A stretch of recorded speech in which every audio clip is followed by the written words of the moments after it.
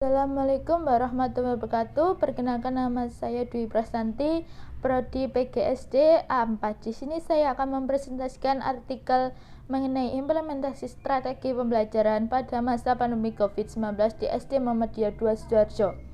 Untuk abstrak, penelitian ini bertujuan untuk mengetahui strategi pembelajaran di SD Muhammadiyah 2 Sidoarjo pada masa pandemi COVID-19 telah berdampak luar biasa pada ekonomi dan pendidikan di seluruh dunia. Pergeseran tak terduga dari metode kelas tatap muka dengan pembelajaran jarak jauh di rumah juga menunjukkan perlunya mengembangkan dimensi guru. Oleh karena itu, strategi yang tepat penelitian menggambarkan berbagai analisis sastra yang dapat menjadi cara untuk memecahkan masalah, termasuk pembelajaran online atau e-learning, pengajaran online sebagai kebutuhan, masalah yang berhubungan dengan belajar mengajar online, solusi yang mungkin untuk masalah ini, persetujuan kebijakan untuk pemerintah Indonesia, dan strategi pembelajaran jarak jauh sekolah dasar.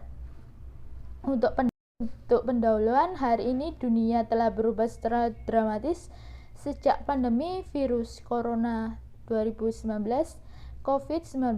Pandemi telah berdampak luar biasa pada ekonomi dan pendidikan di seluruh dunia.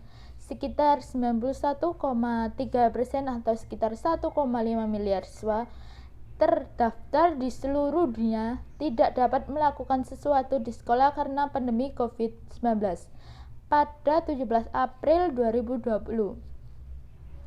Hal tersebut juga dirasakan oleh pelajar di Indonesia, yaitu sekitar 45 juta pelajar di Indonesia, atau sekitar 3% dari populasi pelajar dunia yang terkena dampaknya. Sangat penting untuk menjaga keamanan dari kondisi kesehatan untuk melindungi siswa, staf akademik, masyarakat, dan bangsa kita secara keseluruhan. Untuk metode penelitian ini menggunakan metode kualitatif deskriptif dengan jenis studi literatur atau penelitian secara langsung. Dalam melakukan penelitian ini, penulis melakukan observasi dan menggunakan metode wawancara pada guru yang mengajar di SD Muhammadiyah 2 Sidoarjo. Untuk hasil dan pembahasan, untuk bisa menyesuaikan dengan keadaan saat ini, maka strategi pembelajaran saat masa pandemi di SD Muhammadiyah 2 Sidoarjo ini menggunakan beberapa hal sebagai berikut ini. Yang pertama, pembelajaran online atau e-learning. Pendidikan jarak jauh kini lebih mudah karena pesatnya perkembangan teknologi.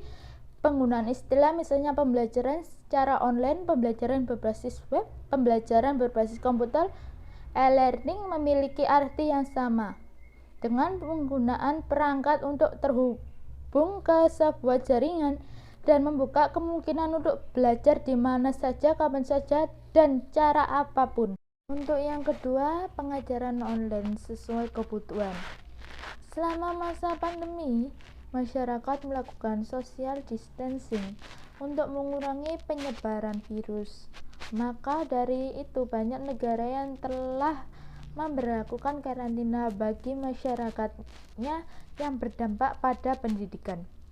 Dengan bantuan modal pengajaran online, kami dapat membantu siswa untuk belajar kapan saja dan di setiap bagian dunia. Semua institusi pendidikan, terutama pada sekolah dasar, perlu melakukan inovasi-inovasi di bawah lingkungan agar siswa mendapatkan solusi yang tepat dan dapat memanfaatkan teknologi secara optimal.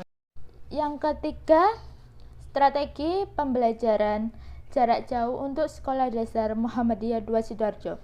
Strategi pendidikan jarak jauh untuk anak di sekolah dasar harus melihat karakteristik anak yang berbeda sesuai dengan usia dan lingkungannya. Beberapa strategi yang dapat dilakukan guru dalam pembelajaran jarak jauh antara lain memahami karakteristik anak dalam penggunaan TIK, terutama dalam mempersiapkan materi. Guru harus memahami siswa. Mengingat perubahan pembelajaran online secara tidak langsung mempengaruhi daya serap siswa, penting untuk dicatat bahwa komunikasi antar orang tua dan pendidik untuk mewujudkan kemandirian belajar. Untuk kesimpulan, pendidikan merupakan cerminan masa depan bangsa. Adanya pandemi COVID-19 membuat seluruh institusi pendidikan, termasuk institusi di tingkat dasar, mencari solusi yang tepat untuk terus belajar berjalan. Oleh karena itu, strategi yang tepat penelitian menggambarkan berbagai analisis sastra yang dapat menjadi cara untuk memecahkan masalah, termasuk pembelajaran online atau e-learning. Pengajaran online sebagai kebutuhan, masalah yang berkaitan dengan belajar mengajar online, kemungkinan solusi untuk masalah tersebut, rekomendasi kebijakan untuk pemerintah Indonesia, dan strategi pembelajaran jarak jauh untuk sekolah dasar. Untuk ucapan terima kasih, dengan terselesainya artikel ilmiah ini, penulis mengucapkan terima kasih yang sedalam-dalamnya kepada Allah atas limpahan karunia dan hidayahnya sehingga penulis dapat melaksanakan penelitian dan menyelesaikan artikel ilmiah ini. Kedua orang tua yang telah memberikan semangat dan dorongan sehingga memacu semangat untuk bisa menyelesaikan artikel ilmiah ini dengan sebaik mungkin. Yang ketiga, kepala sekolah yang sudah memberikan izin untuk mendapatkan informasi mengenai strategi. Yang keempat, semua pihak yang telah membantu demi keberhasilan untuk menyelesaikan artikel ilmiah ini. Untuk referensi, sekian dari saya.